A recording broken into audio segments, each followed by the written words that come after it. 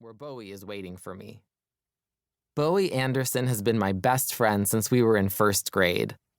I don't know if it's because we were the only spicy, scratch that, non-white kids in our class, with Bowie being black and me being half Iranian, or because even at 6 years old we were both already finding safety in other queer people, or because Bowie was one of the few people that never made fun of my hearing aids. But we've been more or less inseparable ever since, except that Bowie joined the Gender and Sexuality Alliance first year, while I joined theater. Hey, Jax. Bowie stuffs their jacket into their locker. Hey, I got your smoothie. You're a lifesaver. Bowie shakes the blender bottle vigorously, pops the lid, and takes a big swig. They've got dark brown skin, the kind that looks a little purple in a certain light, and short twists. Their lean neck bobs as they swallow, and they wipe their mouth with the back of their hand. Mango? And papaya. Dad got a huge bag at City Market. Along with 2 giant watermelons, a bushel of guavas, and the biggest apples I've ever seen. Dad always buys way more fruit than we can actually eat in a week, which is why I started making smoothies for me and Bowie in the first place. Though I pronounced it schmoodies once by accident, and the name kind of stuck.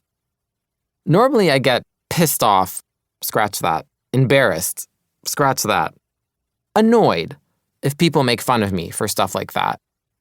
But Bowie's allowed, because I know they never mean it. How was practice? I shake my own bottle and take a sip. They groan and roll out their left shoulder. Brutal. So many sprints. Bowie's on the swim team. I've never liked swimming, since I hate getting my head wet. But I do like watching the sport. Bowie's butterfly is a thing of beauty. Plus, there are guys in Speedos. I shut my locker and settle my backpack. Bowie looks behind me and cocks their chin. That usually means one thing. Sure enough, Liam Coquette is weaving through the hall, headed our way. He's a senior and the swim team captain. He's tall and white and annoyingly, scratch that, classically handsome, with azure eyes and a sharp jaw and cheeks that always look a tiny bit flushed. He smiles and runs a hand through his raven hair, which is feathery from all the chlorine. I've heard more than one rant from Bowie about how hard it is to take care of natural hair when you spend hours a day in the pool, not to mention the racism of swim cap manufacturers and the governing bodies of the sport. But Liam looks like he doesn't even condition. Hey, Bowie. Hey, Jackson. He reaches behind me to tuck in the tag on my t-shirt. His smooth fingertips graze the back of my neck. He's always doing that. Liam nods at my schmoodie. You got one of those for me?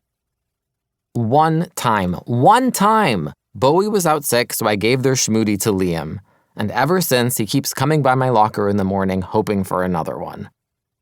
It's not like he's a stranger. He and Bowie are friends, which means he's sort of friends with me too, but not on the level of getting schmoodies. That's only for best friends. Still, he comes by every day, smiling and tall and handsome, scratch that. And sometimes I think about making an extra. Just to be nice. He stands by me, radiating body heat through his t-shirt, while he talks to Bowie about practice. I tune them out and drink my schmoodie. Trying to follow conversations is exhausting, and I have to save my energy for class where I can. But then Liam flaps his hand to get my attention, a gesture he must have learned from Bowie. Yeah?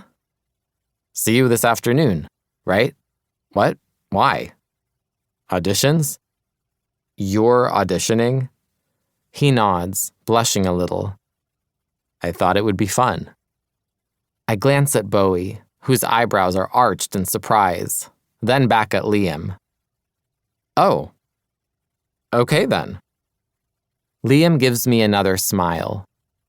His smooth arm brushes mine as he heads down the hall, so warm it makes me shiver. I stare at his back for a moment. It's wide and strong from all the swimming, straining the shoulder seams of his shirt. Then turn back to Bowie and switch to sign. What is he doing? Auditioning, I guess.